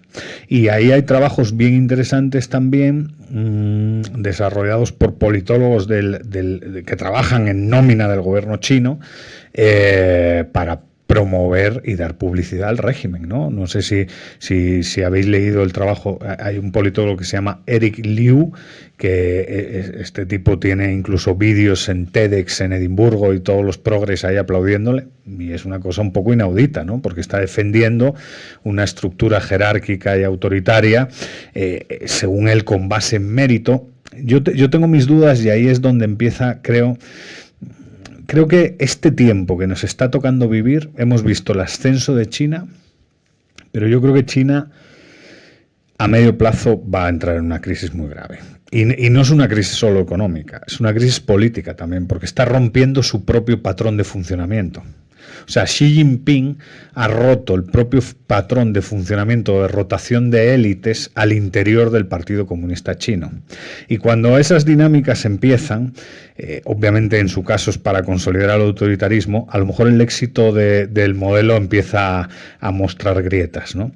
Y luego yo creo que las inversiones que han hecho a nivel global, bueno, pues a lo mejor han sido muy inteligentes para ocupar espacios, ¿no? Pero hay un problema de cálculo económico evidente, a ver qué retorno tienen ahí. Hay muchos riesgos que no han sido tenidos en cuenta, ¿no? Incluso con sus propios socios, ¿no? O sea, es evidente que Venezuela no va a devolver nada de lo que China le ha prestado, es evidente. Le están devolviendo en parte porque la dictadura venezolana ha troceado el país, ¿no? Y ha dejado una parte a control de los rusos, una parte a control de los chinos, y esa es su forma de pagar lo que le deben. pero ese modelo tiene sus límites. Y luego hay países que no han pagado, Nicaragua, ¿no? Que en teoría iban a hacer un canal alternativo al canal de Panamá por el lago de Nicaragua y tal, han recibido el dinero y Ortega no ha hecho nada y no va a hacer nada, todos lo sabemos. O sea, quiero decir, entonces tiene sus riesgos, ¿no? Yo ahora, claro, a medio plazo, 8 o 10 años, claro, China es una amenaza sobre todo para el entorno, ¿no? Ha capturado Hong Kong y se ha pasado por el arco del triunfo el pacto que ellos mismos habían firmado de un país, dos sistemas hasta el año 2047, ¿no? Han roto un contrato que ellos habían firmado y van a capturar Taiwán, es evidente, ¿no? Y Occidente no le va a defender. O sea, hace 2 semanas hubo, no sé si 60 invasiones del espacio aéreo taiwanés por parte del ejército chino y obviamente Estados Unidos no está en condiciones de hacer nada. No está en condiciones de hacer nada y a lo mejor no quiere hacer nada el actual gobierno de Estados Unidos. Entonces, Taiwán, aunque yo soy escéptico con esa visión que ve a China como la superpotencia mundial y el hegemón del siglo XXI, sí parece que el siglo XXI, por lo menos durante los próximos 20-30 años, va a ser un siglo chino todavía, y sí parece que alguna víctima caerá, ¿no? Y yo creo que Taiwán va a caer. Desafortunadamente, porque yo soy muy pro Taiwán, pero claro, un país para sobrevivir necesita de reconocimiento y de defensa de otros, y a Taiwán nadie le defiende. Taiwán, que fue otro de los países que contribuyó a la libertad, anunciando lo de la crisis del COVID y lo que estaba pasando en China, fue básicamente ignorado por el resto del mundo. Fue tratado como, bueno, claro, entonces cuando tenemos esa actitud y tienes una potencia que es evidente que desea ese país, que desea absorber, pues es que no hay marcha atrás. Si nadie levanta una voz en favor de Taiwán, pues lo van a...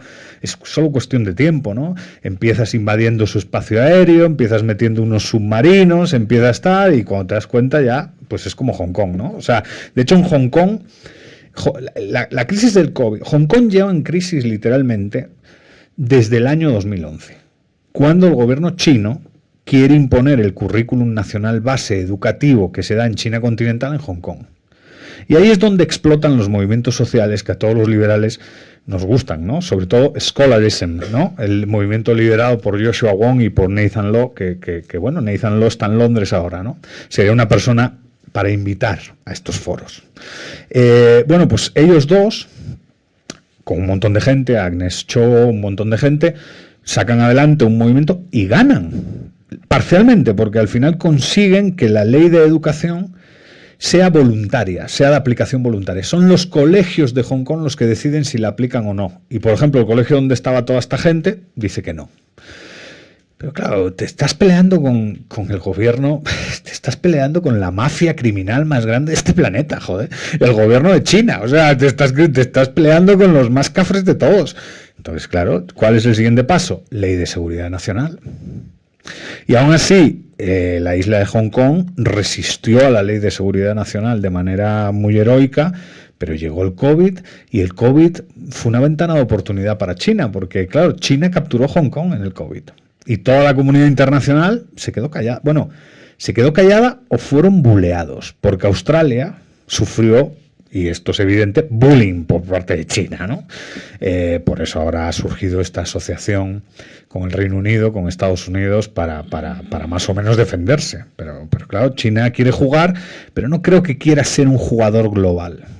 Lo que creo que quiere es construir un espacio vital a su alrededor y capturar el entorno cultural que ellos consideran que es de su propiedad. No creo que quiera jugar a nivel global como jugó Estados Unidos. No creo que quiera tener un portaaviones en el Caribe, un portaaviones en el Mediterráneo. No creo que quiera jugar a eso, ¿no? Pero bueno, es desde mi punto de vista el régimen más liberticida que hay a día de hoy. Y es un debate, porque comerciar con China es comerciar con el Estado chino. O sea, el puerto del Pireo y Coscos es una empresa que pertenece al Estado chino. Y yo ahí sí que yo estoy en contra de vender propiedad nacional o propiedad de un Estado español, un puerto, un tal, al Estado chino, a una empresa del gobierno chino, que en última instancia es Xi Jinping el que dice si sí o si no en ese tal. Preguntas por aquí. Vale.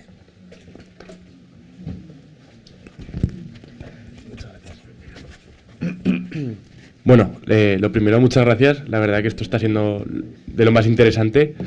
Y un poco recapitulando a que aflorece el autoritarismo entre los jóvenes, a mí me gustaría decir que, bueno, a ver, tenemos ya varios escenarios. Si lo vemos en España, en Occidente o a nivel mundial.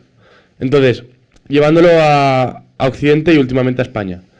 Sí que es cierto que la izquierda está apelando ya no a términos económicos, porque la pobreza en Occidente ya está erradicada, menos en algunos países del este de Europa, pero vamos, se puede decir que ya está erradicada.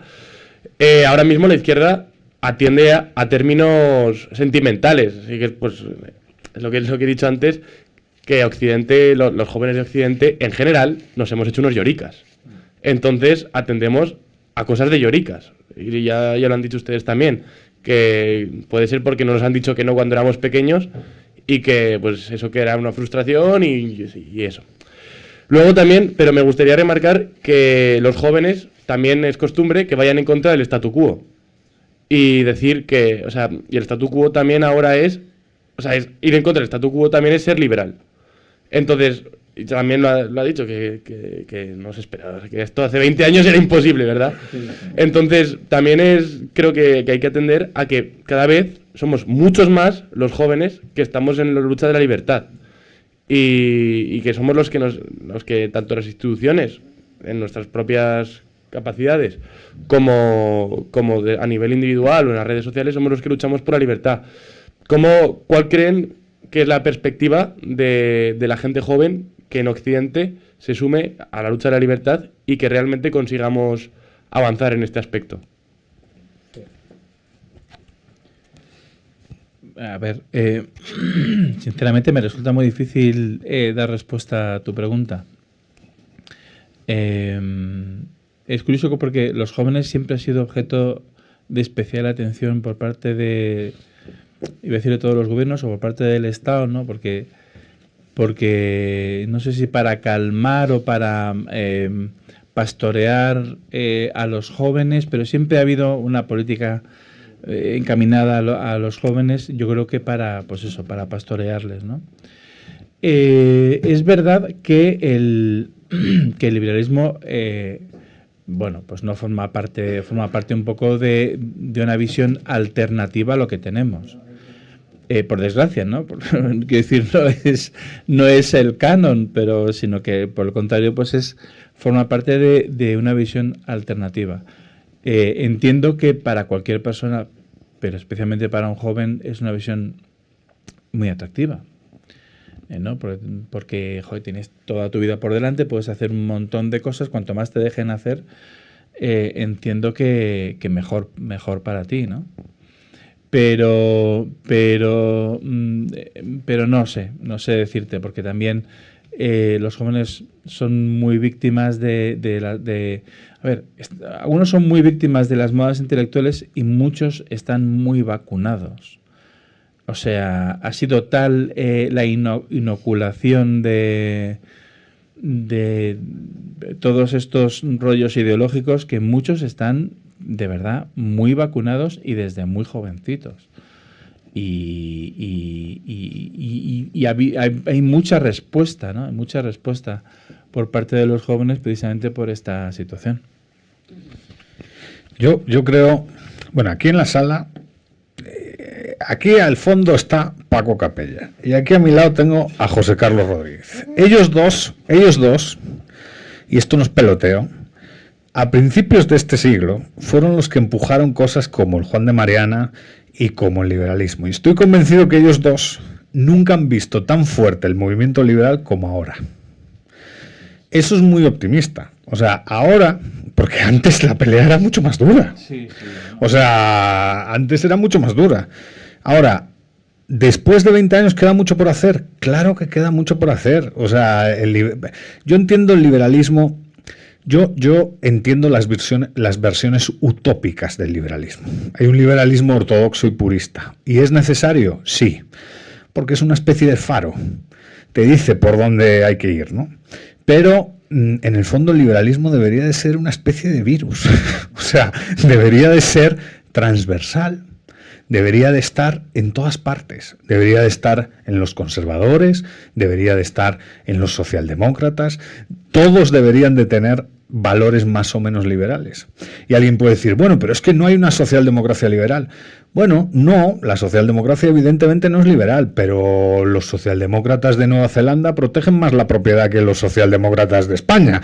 O sea, ya me diera a mí tener a los socialdemócratas de Nueva Zelanda y no tener a este terrorista que tenemos como presidente. Entonces, en el fondo,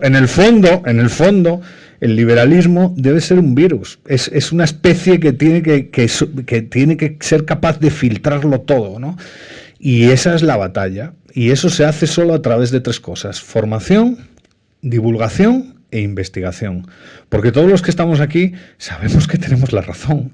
Y la evidencia empírica nos da la razón. La libertad conduce a la prosperidad. La libertad conduce a la estabilidad social, aunque la gente no lo quiera reconocer. O la libertad conduce a que las personas pues tengan la capacidad de construir sus proyectos de vida y sean más felices. Pero claro, hay que convencer a la gente. Y solo se convence investigando, divulgando, formando y ocupando espacios. Son los 4 pasos. Y cualquier espacio donde haya un espacio que pueda ser ocupado por un liberal, que se ocupe. Y a lo mejor pierdes y a lo mejor ganas.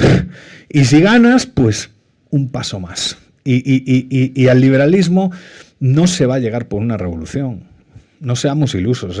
Nosotros somos más realistas somos más realistas y protegemos la vida. No damos golpes de Estado, ni nos gusta matar gente, ni todo eso. A los comunistas sí. Pero la cosa es que claro, si uno no tiene claro esas 4 tareas que hay que llevar a cabo, el Juan de Mariana pues la lleva a cabo, Students for Liberty la lleva a cabo, y no han dejado de crecer las organizaciones que la llevan a cabo: formar, investigar, divulgar y ocupar espacios en la empresa, en la universidad, en partidos políticos, en donde sea, porque solo así se va a expandir el mensaje liberal. Y yo creo que hasta el momento, a pesar de las limitaciones, se ha hecho bien, porque no ha dejado de crecer. Ese es el punto. No ha dejado de crecer, no ha sufrido un parón, no ha ido para atrás, ha ido hacia adelante, ¿no? Entonces tiene futuro la libertad, joder, hay que ser optimistas. ¿Alguien por el fondo que me esté dejando por aquí? A ver. Ah, mira. Bueno, a ver qué dice Paco. Realmente es cierto, claro. Yo cuando empecé en esto me sentía totalmente solo. Bueno, te he visto al fondo. Bueno. Hombre, Por darte un poco la razón, es que todo lo que has insistido, Eduardo, es cognitivo. Pensar, transmitir ideas. Pero para convencer no basta con dar una idea, aunque tú sepas que es correcta. Tienes que entrarle a las emociones del otro, le tiene que importar. Incluso tienes que evitar de alguna manera sus barreras emocionales, sus bloqueos, sus inhibiciones. Decir, uy, si acepto esto pierdo a todos mis amigos socialistas o socialdemócratas y el liberalismo es muy impopular y no me gusta. Hay investigadores que están trabajando ahora en la idea de que esta generación, siempre se dice, hay que ver cómo son los jóvenes, ¿no? Pero hay gente que está investigando, es posible que la juventud actual sea especialmente frágil, especialmente alelí, se dice en inglés, wallflowers, especialmente mimada. Jonathan Haidt y Greg Lukianoff tienen el libro ese de The Coddling of the American Mind, que está traducido, pero no me acuerdo cómo está el título de la traducción.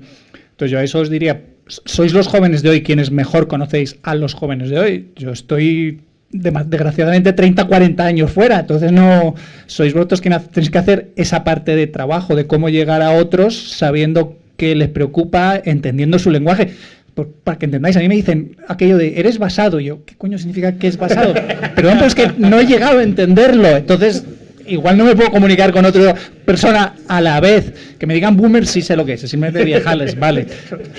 O sea, que sí que hagáis ese trabajo también, pero que sí, que puede ser cierto lo que tú dices, ¿eh? O no, igual es lo de siempre, hay que ver la juventud, Sí. Es un temazo, ¿eh? Ese tema de la estructura de valores, cómo llegar y tal, es un temazo. Bueno, ¿queréis decir algo? No. Vale. Solo quería decir que es un tema. Bueno, pues a mí me gustaría hacer una reflexión que siempre he tenido acerca de la democracia liberal y qué mejor sitio que este pues para poder comentarla con vosotros y corroborar si es cierta o no. Es totalmente debatible. Siempre he pensado que la democracia liberal es, y lo entrecomillo bastante, una enfermedad de los países ricos. Quiero decir, considero que todos los países ricos, bueno, todos, gran parte de ellos, como por ejemplo, pues mira, la famosa Argentina, que en 1950 tenía el cuarto Producto Interior Bruto más alto del mundo y no tardó mucho en caer en manos del kirchnerismo. Siempre he pensado que cuando los países ricos alcanzan grandes cuotas de estabilidad social, económica, producida gracias obviamente al liberalismo, pues las nuevas generaciones sobre todo, se empiezan a olvidar un poco de cosas tan importantes como lo que es la cultura de esfuerzo. Entonces es ahí cuando ideologías contrarias a la libertad, socialismo, comunismo, etcétera, aprovechan para meter sus ideas, partiendo de todo lo que ya hemos hablado aquí, en la sociedad.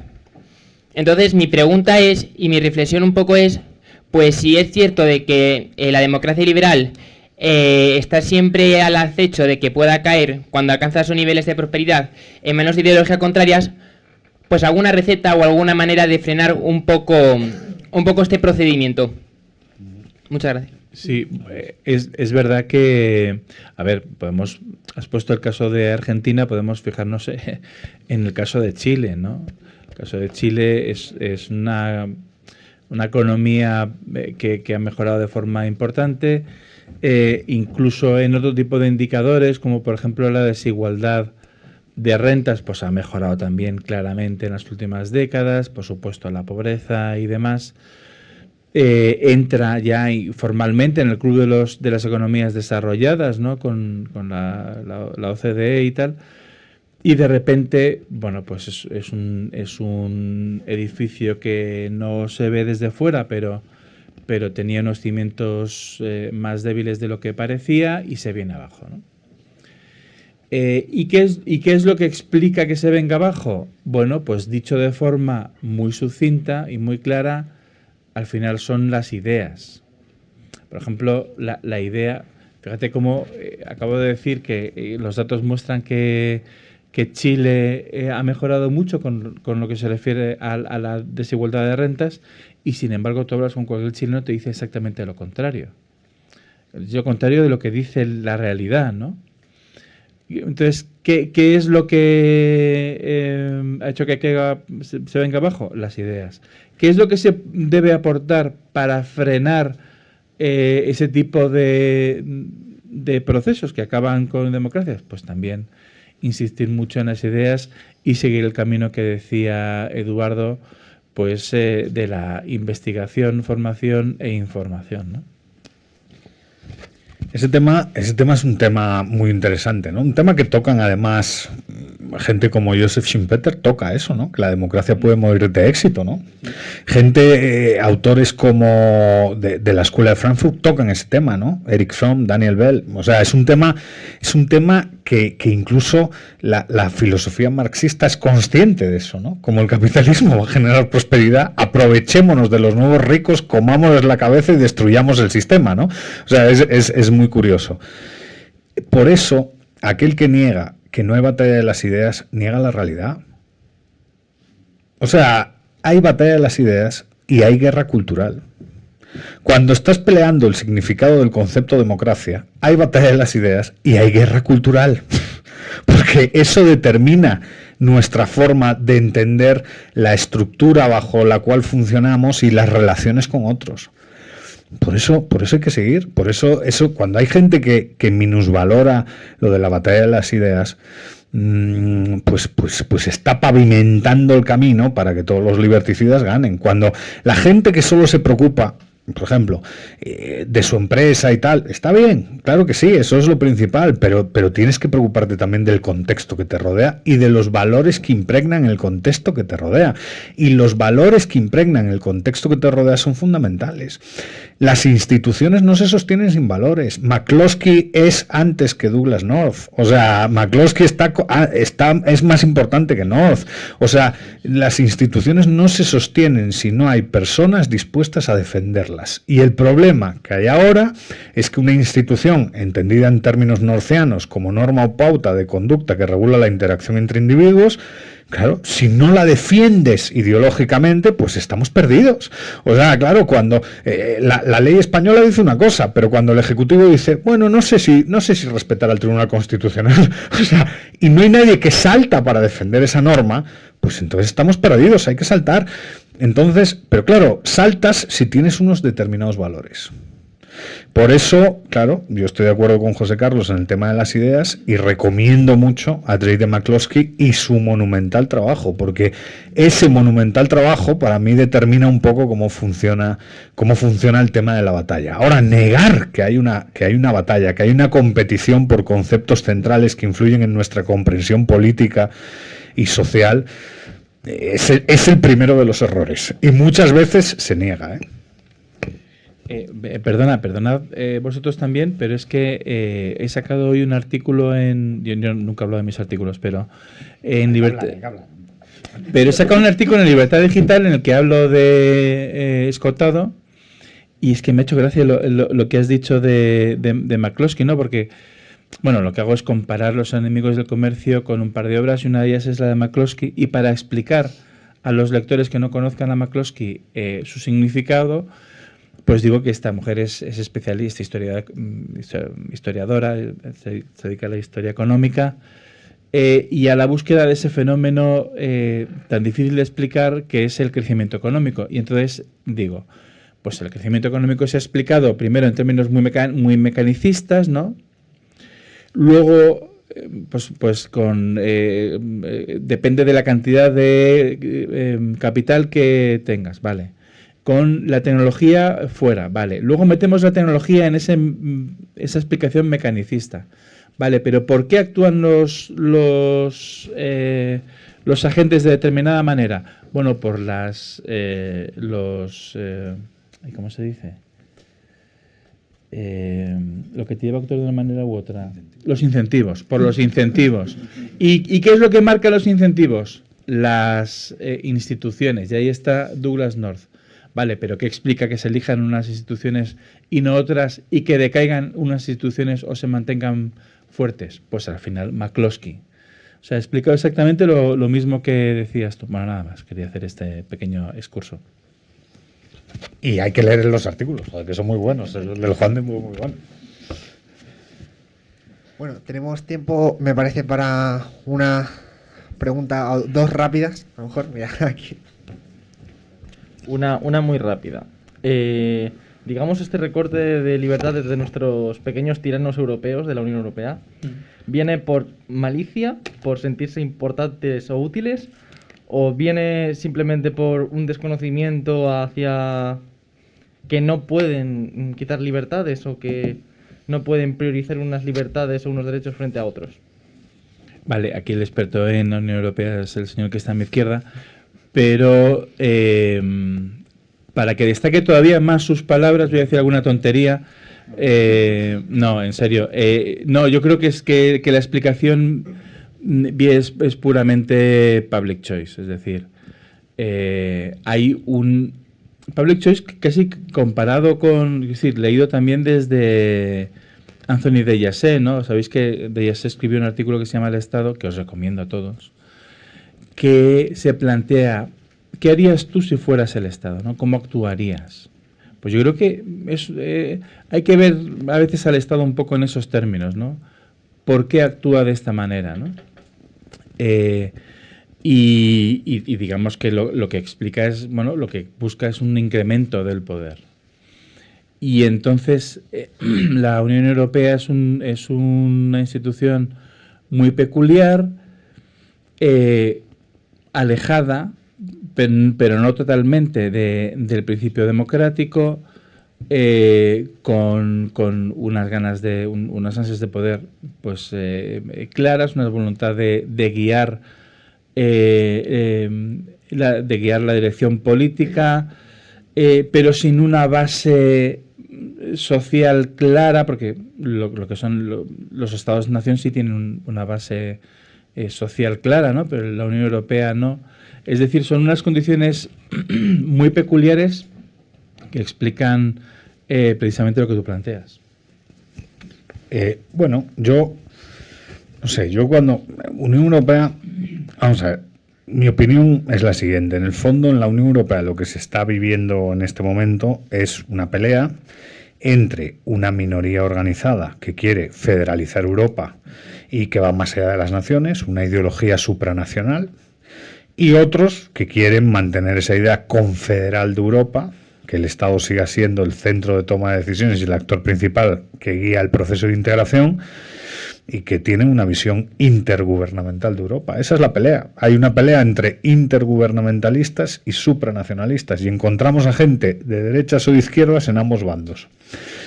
Dicho esto, claro, las élites que gobiernan la Comisión Europea y el Parlamento Europeo quieren más protagonismo, entonces lo que intentan es capturar el mayor número de competencias, si es que les dejan.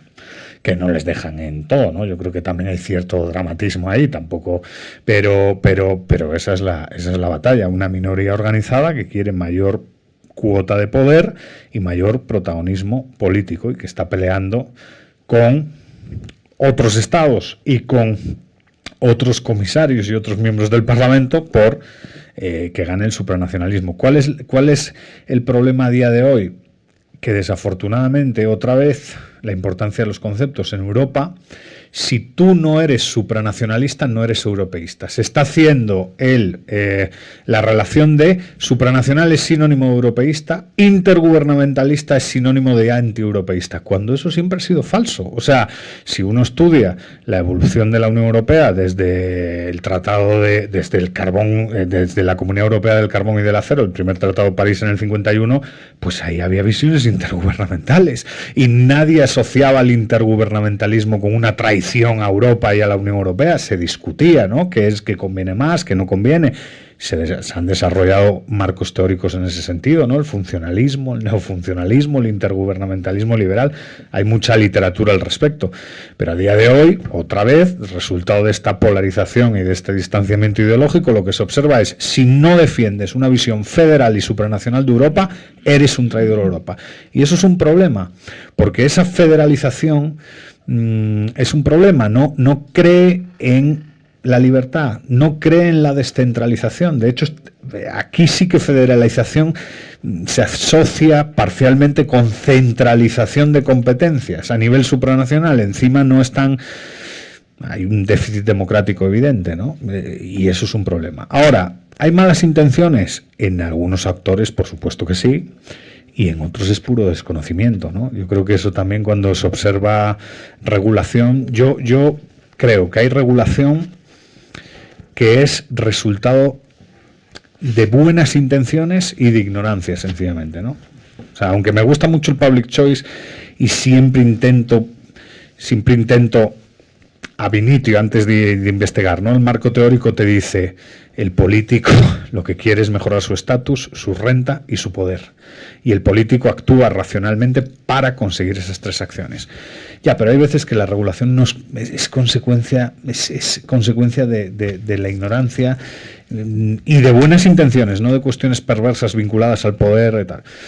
No sé, en la Unión Europea ahora mismo no me viene ninguna al caso, pero por ejemplo, recortes en leyes de adopción a nivel global, ¿no? Que fue un artículo que escribí el año pasado y que es un artículo de una política social que me interesa mucho, el tema de las adopciones y tal, ¿no? Bueno, pues las adopciones fueron recortadas, ¿no? Pensando en los derechos del niño, porque consideraban que una ley anterior, estamos hablando de Guatemala, se vendían más o menos los niños, cosa que era falsa, pero sí había como una especie de proceso no judicializado de adopción que facilitaba mucho las adopciones, y antes había 6.000 adopciones, aplicaron la nueva ley y ahora hay 100 adopciones al año. O sea, las adopciones caen como el Everest, ¿no? Y de verdad es para fortalecer la burocracia, subir el presupuesto, extraer rentas. No, cuando ves luego las asignaciones presupuestarias al Consejo Nacional de Adopciones siguen siendo las mismas y tal. O sea, quizás tuviste la buena intención de proteger al niño y al proteger al niño y pasar esa ley lo desprotegiste, pero no fue porque quisieses más poder político o más renta o más control, ¿no? Fue sencillamente una consecuencia inesperada, resultado de la ignorancia. Y en la Unión Europea seguro que hay mucho de eso también, ¿eh? Porque en política hay mucho de eso también. Hay gente muy perversa que actúa racionalmente para obtener el poder y controlar y tal, y luego hay gente romántica, muy emotiva y que propone cosas que son un delirio y que sencillamente las proponen sin esperar ganar nada al respecto, ¿no? En todo caso, lo único que esperan ganar es la gloria, es decir, lo he hecho bien y tal. Bueno, estaríamos aquí hablando todavía 2 horas más, pero creo que no, Juan, creo que ya llega el momento. Y nada, oye, muchísimas gracias a todos, muchas gracias a Students for Liberty.